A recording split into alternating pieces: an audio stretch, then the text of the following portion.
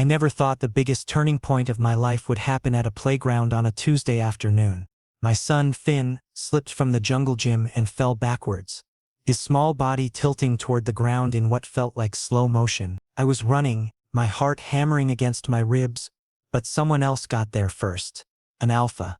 Tall, with broad shoulders that stretched the fabric of his black shirt, a sharp jawline that could cut glass, and eyes that held the kind of intensity that made my omega instincts flare up in warning. He caught Finn effortlessly, like my son weighed nothing at all, cradling him against his chest with surprising gentleness. Then those eyes found mine, and I forgot how to breathe. "Your son?" His voice was low, commanding, the kind that demanded answers without asking twice. The alpha dominance rolled off him in waves, making my knees weak and my pulse race in a way I hadn't felt in years. I could only nod, my throat too tight to form words. He studied me for a long moment, his gaze traveling from my face down to my worn sneakers and back up again, assessing, calculating. Then, without a word, he handed Finn back to me.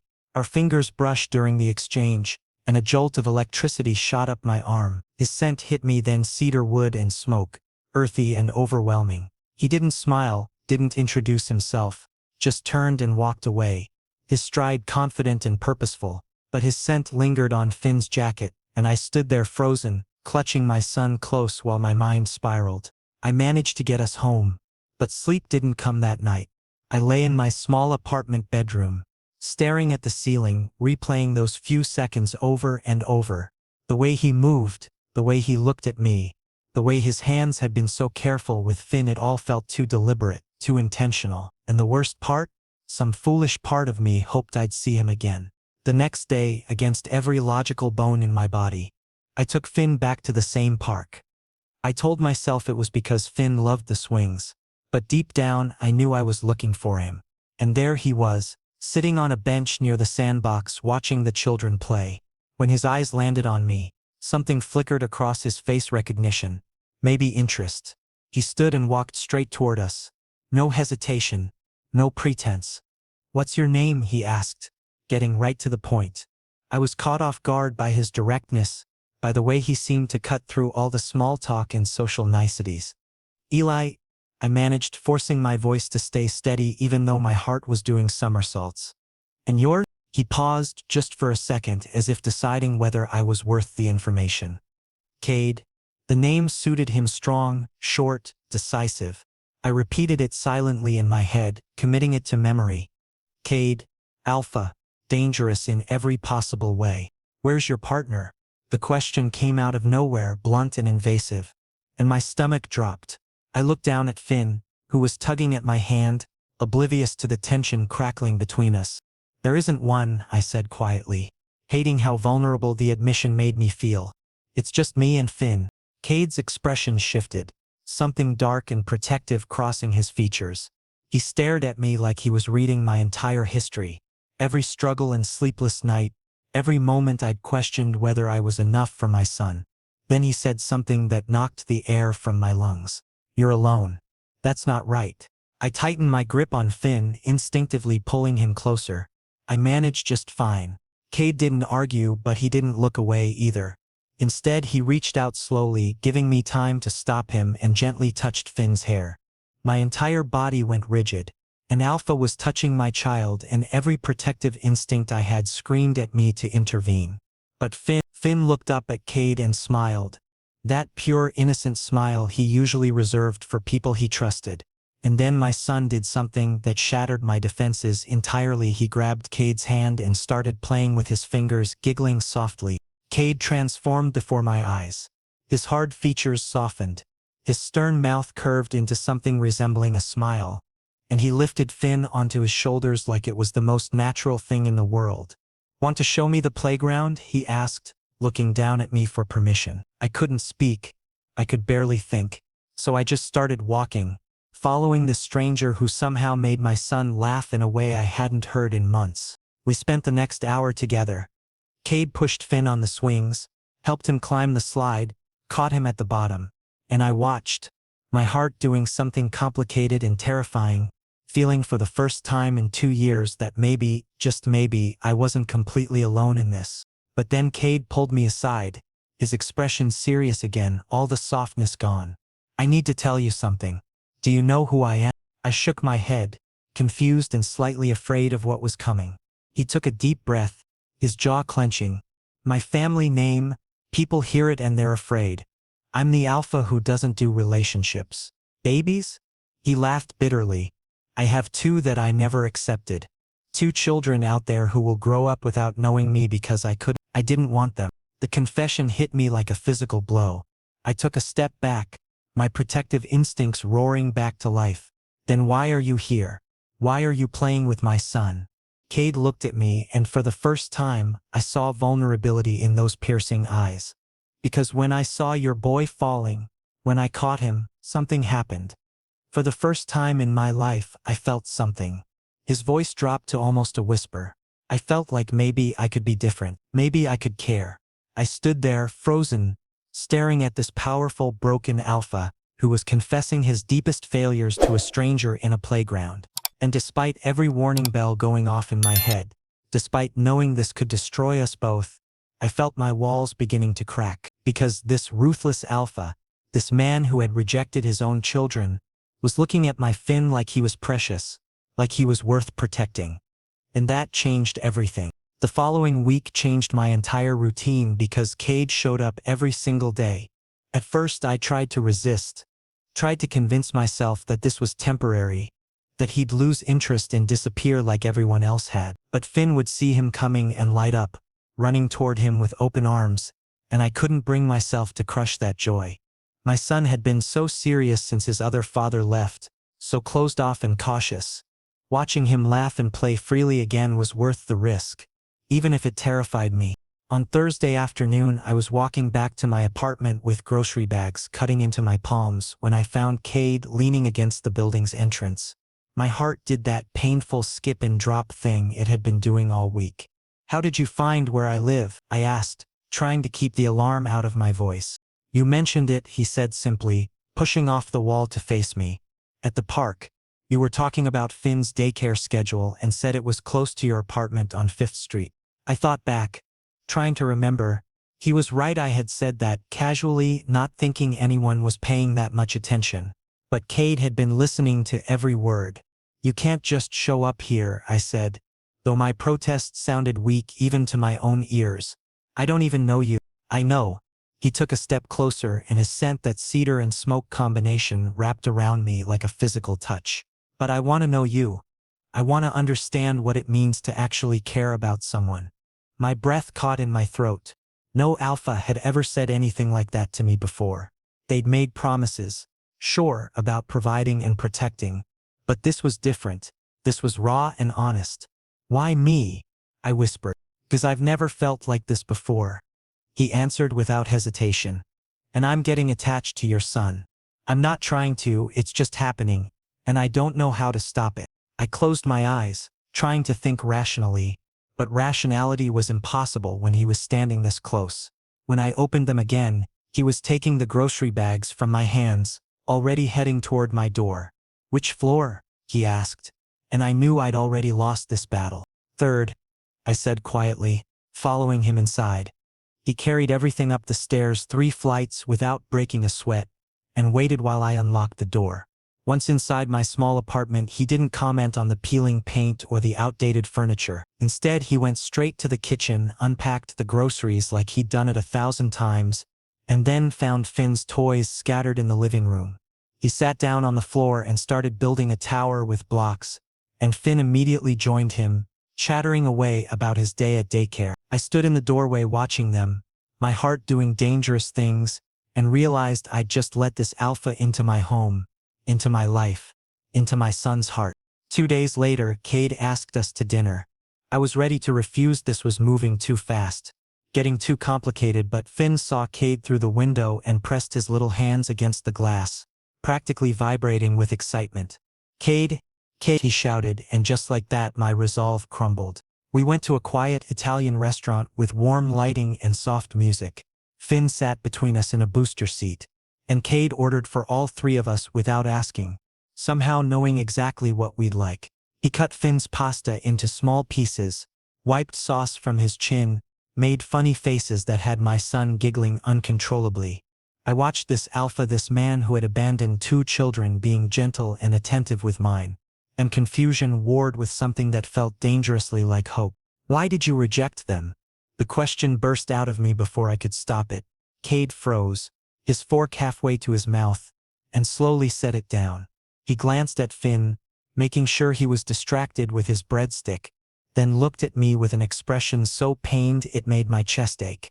Their mothers wanted my name and money, nothing else. They didn't care about me as a person. And the babies, he paused, choosing his words carefully. They were tools, bargaining chips. I looked at them and all I saw was manipulation and lies. I couldn't bond with that. I couldn't pretend to love children who were only brought into the world to trap me. His voice was rough with old hurt, and despite my judgments, I understood. I'd seen alphas used and exploited before, had watched relationships built on nothing but greed and status. But Finn, I started, my voice shaking slightly.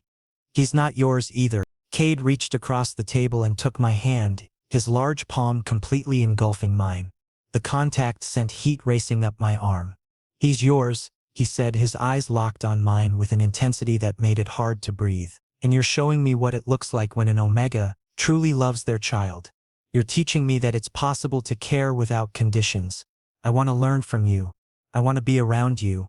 Tears pricked at my eyes, but I blinked them back.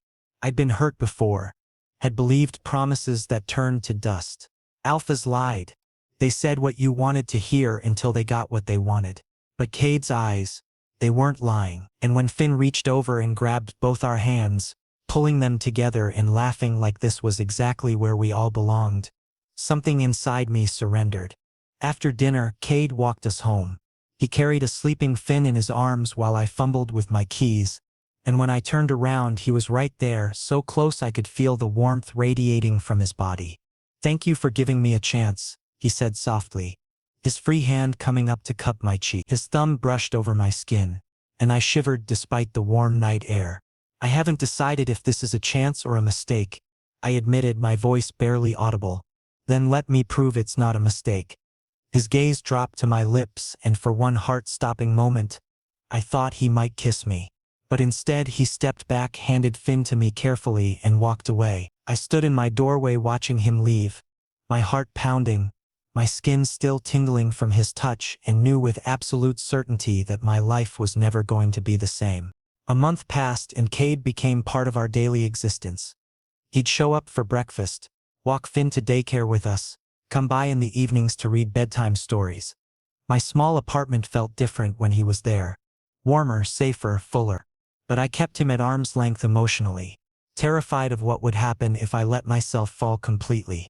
Then Finn got sick. It started with a cough, then escalated to a fever that wouldn't break. My apartment's heating system was ancient and barely worked, and I spent the night holding Finn in blankets, trying to keep him warm while he shivered and cried. I didn't tell Cade because I didn't want him to think I couldn't handle things on my own. But somehow he knew. At 2 in the morning there was a knock on my door. I opened it to find Cade standing there, fully dressed, his face set in determined lines. "Pack a bag," he said, not waiting for an invitation as he stepped inside. "You're both coming with me." "We're fine," I protested, but my voice was weak from exhaustion and worry. "You're not fine." He walked past me to where Finn was sleeping fitfully on the couch, touched the back of his hand to my son's forehead, and his expression darkened. "He needs proper heat and medical attention. You're not staying in this freezing apartment another minute." I wanted to argue, to maintain some dignity, some independence, but I was so tired and Finn was so sick, and the thought of someone else taking care of us for just one night was overwhelmingly tempting. "Just for tonight," I said finally. "We'll see." Cade's tone made it clear he had other plans, but I was too drained to fight. He wrapped Finn in a blanket, carried him down to his car, and drove us across the city to a building that gleamed with wealth and exclusivity. My stomach sank as we rode the elevator to the top floor. When the doors opened directly into his penthouse, I couldn't hold back my gasp. It wasn't just a home, it was a statement. Floor-to-ceiling windows showcased the entire city skyline, Modern furniture in blacks and grays filled the space, and there was an entire room off the main living area that had been converted into what looked like a child's paradise. Toys, books, a small bed shaped like a race car, colorful murals on the walls. "When did you do all this?" I asked, stunned. "Started the day after I met you," Cade said, carrying Finn toward the bedroom. Just in case. Just in case. Those words lodged themselves in my heart. He'd been planning this, hoping for this, preparing a space for my son before I'd even agreed to anything. He laid Finn on a large bed in what was clearly the master bedroom, then immediately called a private doctor. Within 20 minutes, a professional was examining my son while Cade stood beside me, his hand on my lower back, steady and reassuring. The doctor prescribed medication and rest, assuring me Finn would be fine in a few days. After he left, Cade guided me to a chair and pressed a cup of tea into my hands. "Stay here," he said quietly. "Please." I looked up at him, at this powerful alpha who was asking, not demanding. "I'm not charity," I said, needing him to understand. "I don't want your pity or your money. This isn't charity." He knelt in front of me, bringing us eye to eye. "This is need. My need. I need you and Finn here with me. I need to know you're safe and cared for. For the first time in my life, I feel like I belong to something, to someone. Don't take that away from me." My whole body trembled at the raw emotion in his voice. This alpha, who had built walls so high nobody could reach him, was tearing them down for us, for me and my son. "Okay," I whispered. The first few days were strange, learning to exist in his space. I tried to stay out of his way, occupying myself with caring for Finn, but Cade didn't want distance. He'd come home from work and immediately find us, asking about our day, playing with Finn, including us in every part of his routine. At night, he'd insist I sleep in the guest room while he took the couch, refusing to let me feel like I was displacing him. But one night, everything shifted. Finn had a nightmare, screaming and crying, and I couldn't calm him down. I was rocking him, singing softly, trying everything, but he just kept sobbing. Then Cade appeared in the doorway, hair messed from sleep, and without a word he took Finn from my arms. He held my son against his chest, right over his heart, and started humming something low and rhythmic. Within seconds, Finn's cries quieted. Within a minute he was asleep, his little hand fisted in Cade's shirt. I stood there with tears streaming down my face, watching this alpha comfort my child in a way I couldn't. "He trusts you," I said, my voice breaking. "I'm here for both of you," Cade replied, looking at me over Finn's head. "Always." That word "always," it broke something inside me. Or maybe it fixed something.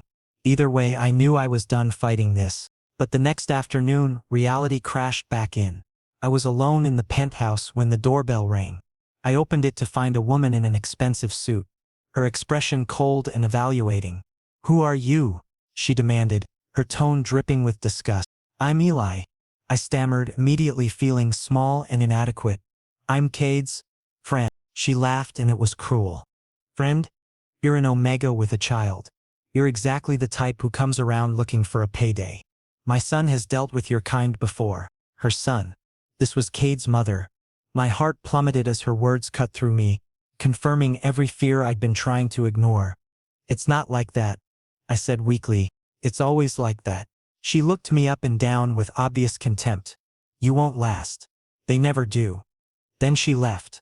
But her venom stayed behind, poisoning my thoughts. When Cade came home and found me sitting on the floor of his bedroom, arms wrapped around my knees, he immediately knew something was wrong.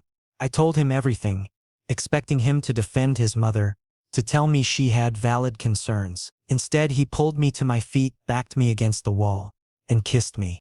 It was desperate and claiming, his hands in my hair, his body pressed against mine.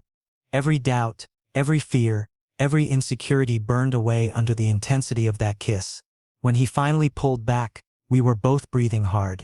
"She doesn't matter," he said fiercely. "Nobody's opinion matters except ours. You're mine now, Eli. Say you're mine." "I'm yours," I whispered, and surrendered completely to whatever this was between us. 2 days of blissful pretending that the outside world didn't exist ended abruptly on a Wednesday afternoon. I had taken Finn to the park, our park where everything had started when a woman approached us. She was striking in that calculated way some people are, blonde hair perfectly styled, sharp cheekbones, designer clothes that probably cost more than my monthly rent. And in her arms she carried a baby who couldn't have been more than 6 months old. "You're Eli, aren't you?" she said, her voice smooth but edged with something bitter. My stomach immediately nodded. I nodded slowly, pulling Finn closer to my side. She smiled, but it didn't reach her eyes. "I'm Vanessa, and this is Cade's son." The world tilted sideways. I stared at the baby, looking for resemblances, for proof, for anything that would make this make sense. "He told me he rejected his children," I managed to say, my voice coming out strangled. "Rejected?" She laughed, harsh and cutting. "Is that what he's calling it? He left me when I asked for child support that actually matched his wealth. I wasn't asking for handouts. I was asking for what our son deserved." But Cade decided it was easier to walk away and pretend we didn't exist. She shifted the baby to her other hip, studying me with an expression that made me feel transparent. "But now I see what happened. He found an easier option. Someone grateful, someone who wouldn't demand too much. Someone desperate." Each word landed like a physical blow. I couldn't breathe, couldn't think past the roaring in my ears. "That's not where—" "Save it," Vanessa interrupted, her tone almost pitying now. "I've seen this before. Cade gets bored, finds a new project, plays house until something shinier comes along. You're just the current distraction." She leaned closer, lowering her voice. "And when you inevitably ask for more than he wants to give, when your kid gets too complicated or your needs become inconvenient, he'll leave you exactly the same way. You're not special, Eli. You're just convenient." I grabbed Finn's hand and walked away, my vision blurring with tears I refused to let fall until we were far enough away. My mind was spinning, replaying every moment with Cade, recontextualizing every sweet word and gentle touch as potential manipulation. Was I really just an easy target? Someone too broken and desperate to question his motives? By the time we got back to the penthouse, I'd made my decision. I pulled out my old duffel bag and started throwing our belongings into it with shaking hands. Clothes, toys, Finn's favorite blanket.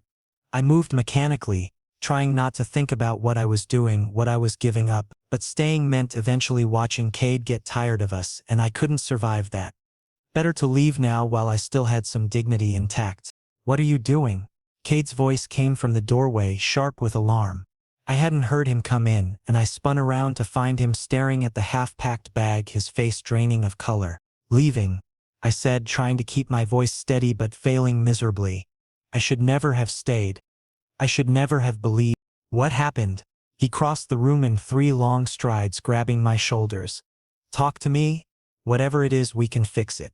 Your ex came to see me today." The words tumbled out bitter and sharp.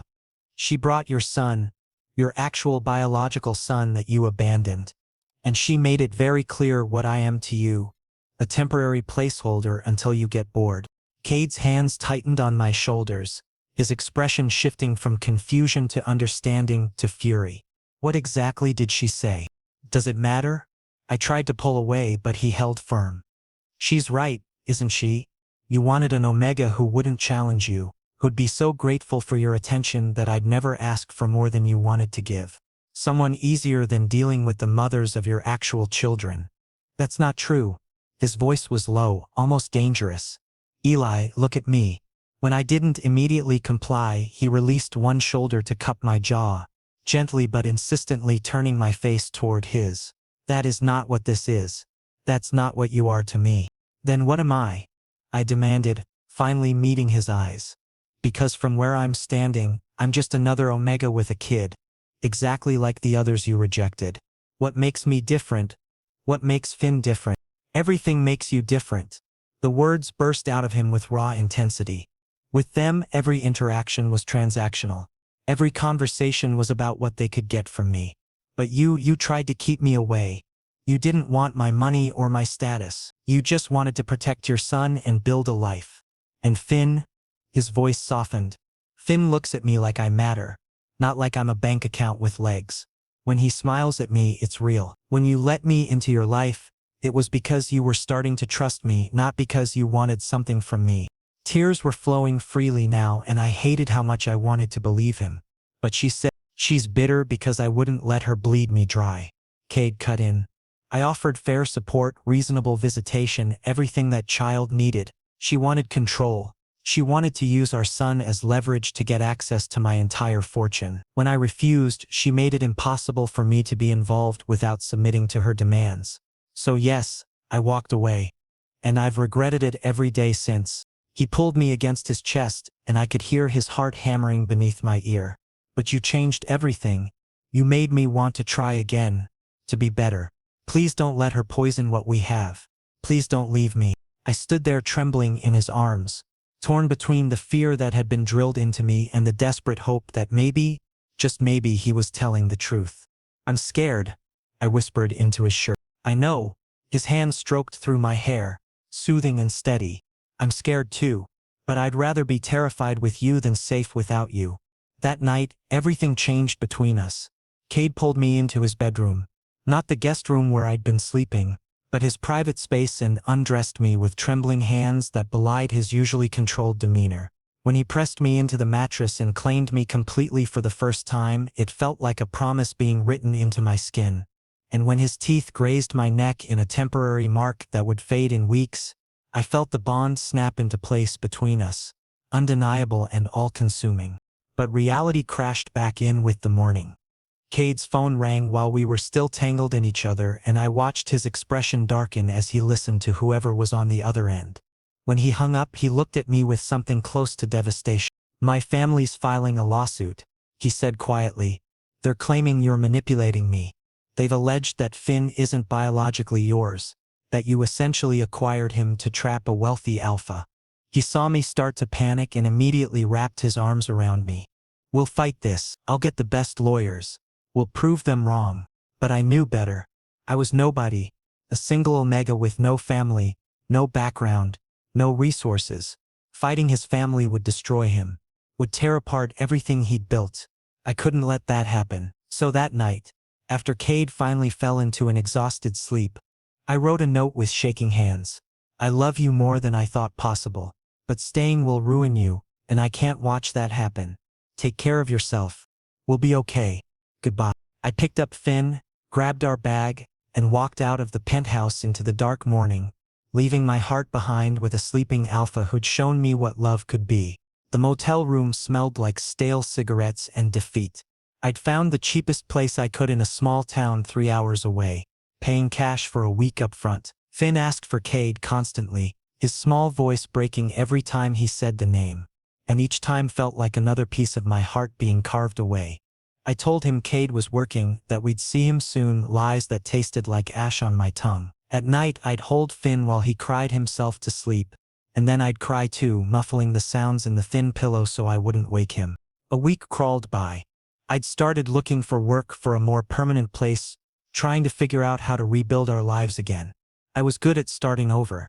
I'd done it enough times. But this time felt different. This time I'd left part of myself behind, and I didn't know how to function without it. Then, on the 8th day, someone knocked on the door. Heavy, insistent knocks that made my pulse spike with irrational hope and fear. I checked the peephole and my breath stopped entirely. Cade stood there, soaked from rain I hadn't noticed starting, exhaustion written into every line of his face. But his eyes were wild and determined and utterly fixed on my door, like he could see through it to where I stood frozen on the other side. I know you're in there, Eli, he called out, his voice rough. Please open the door. My hand moved before my brain could catch up, turning the lock and pulling the door open.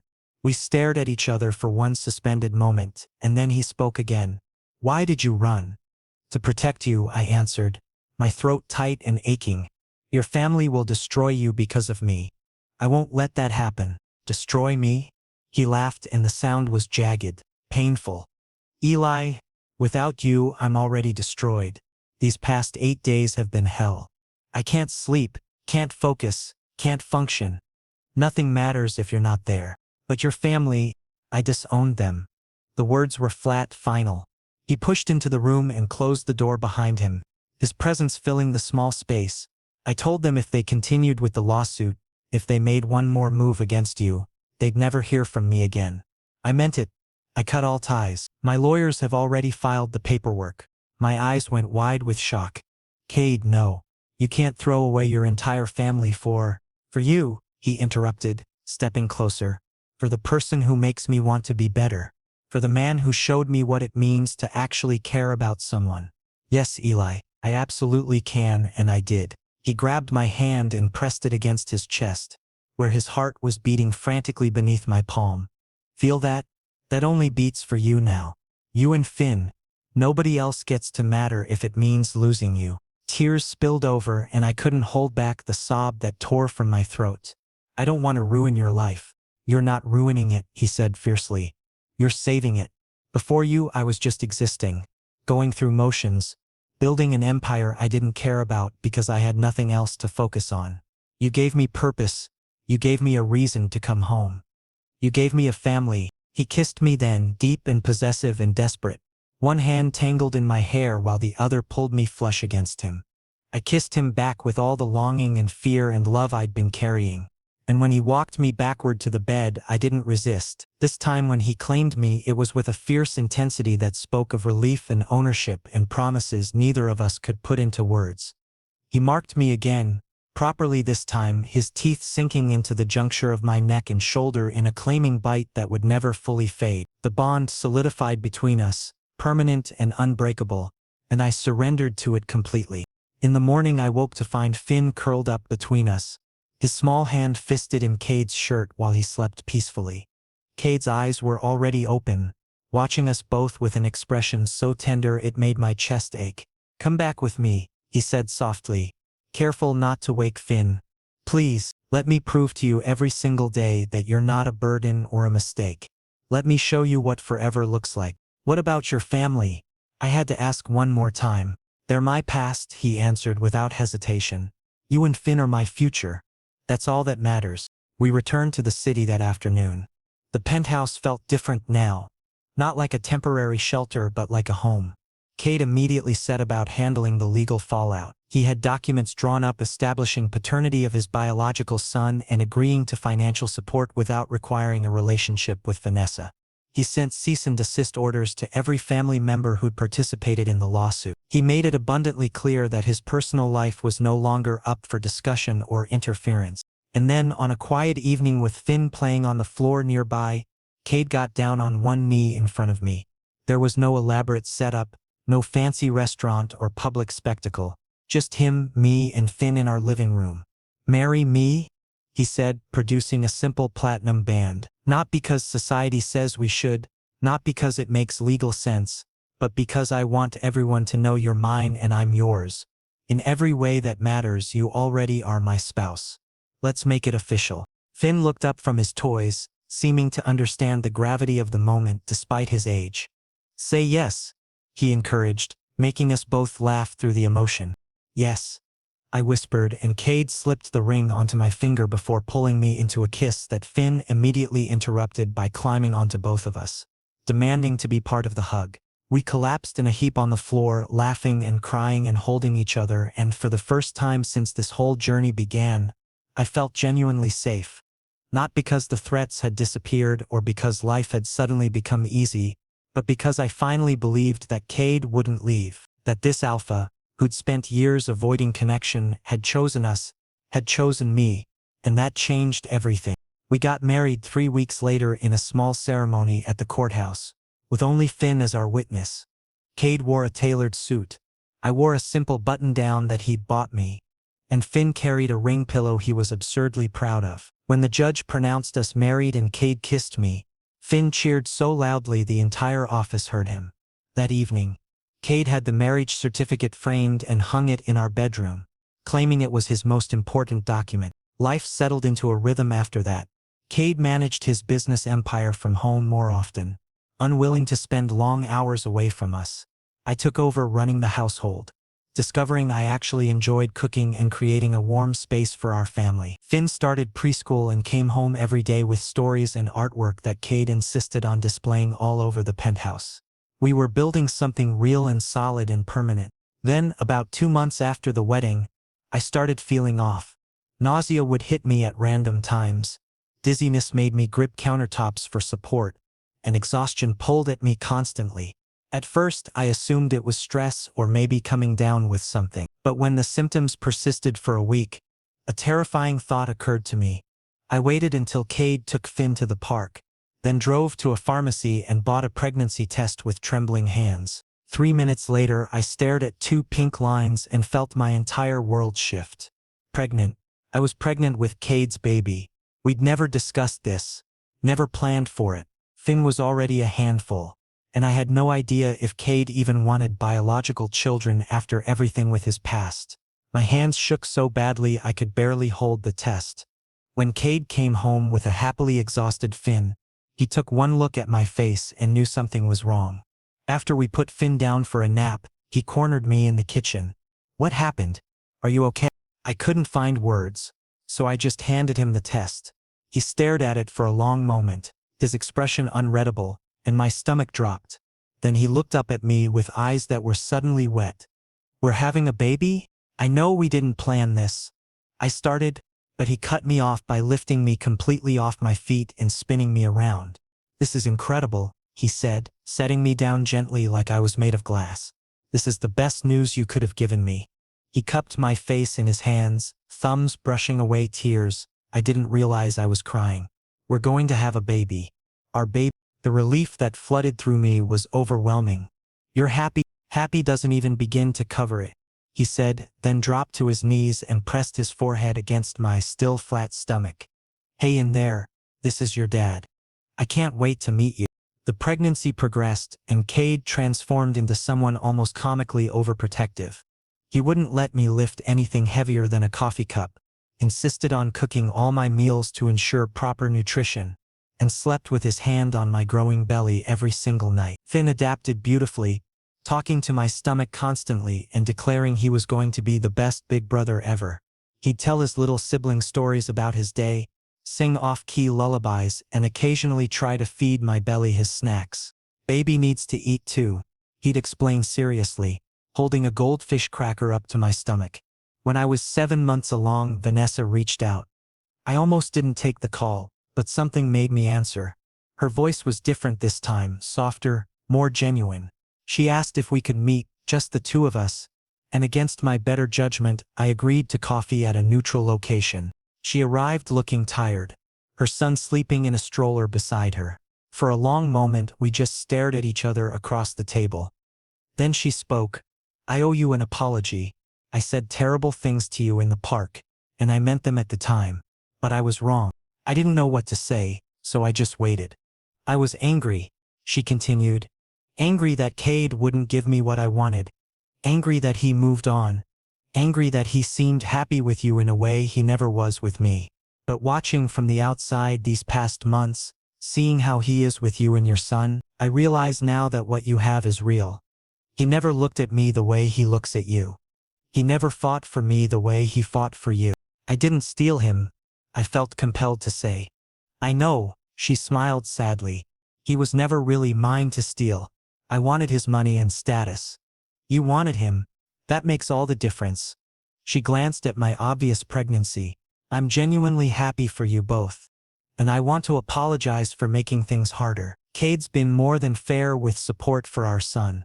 I was just too bitter to see it at first." We talked for another hour, clearing the air, establishing boundaries for the future. She agreed to reasonable visitation for Cade with his biological son if he wanted it. No strings attached. When we parted, it felt like a weight had lifted. Not friendship exactly, but peace. When I told Cade about the meeting that evening, he was surprised but cautiously pleased. "I'd like to be part of his life," he admitted. "If she means it about making it easier, every kid deserves a father who's present." 2 months later, I went into labor. Cade drove us to the hospital while simultaneously trying to calm Finn in the back seat and hold my hand through contractions. The delivery was long and exhausting, but Cade never left my side, whispering encouragement and letting me squeeze his hand hard enough to leave bruises. When our daughter finally arrived, screaming and perfect and impossibly tiny, Cade cut the cord with tears streaming down his face. "She's beautiful," he whispered, pressing a kiss to my sweaty forehead. "You're amazing." We named her Arya, after my grandmother. Finn was allowed in shortly after, and he approached the hospital bed with wide, reverent eyes. "That's my sister?" he asked in an awed whisper. When I nodded, he very gently touched her tiny hand. "Hi, Arya. I'm your big brother. I'm gonna protect you forever." A week after we brought Arya home, Cade surprised me with adoption papers for Finn. "I want to make it official," he said. "I want him to have my name legally, not just in our hearts. If that's okay with you." I couldn't speak through my tears, so I just nodded and watched him sign the papers. Finn became Finn officially that day, cementing our family in every legal way possible. True to his word about being involved, Cade also established regular visitation with his biological son from Vanessa. Every other weekend, little Leo would come stay with us, and watching Cade father all 3 children with equal attention and care healed something I hadn't realized was still broken inside him. One night, after all 3 kids were finally asleep, Cade pulled me onto the balcony overlooking the city. He wrapped his arms around me from behind, his chin resting on my shoulder. "Thank you," he said quietly. "For what?" "For saving me, for teaching me what family really means, for giving me a reason to be better." He turned me around to face him, his eyes intense and serious. "Before you, I was just going through the motions. Now I'm actually living." I reached up and touched his face, tracing the features I'd memorized. "You saved me too, gave us a home when we had nothing." He leaned down and kissed me, slow and deep and full of promise. When he pulled back, he pressed his lips to my neck, right over the permanent claiming mark he'd left. "Mine," he whispered against my skin. "Forever." "Forever," I echoed, and meant it with every fiber of my being. Our story hadn't been easy. It had been messy and complicated and terrifying at times. But it was ours, built on genuine love and commitment rather than convenience or obligation. And standing there with this alpha who'd once rejected all connection, now completely devoted to me and our children, I knew every moment of fear and doubt had been worth it to get here. We were a family, unconventional but unshakable, and nothing would ever change that.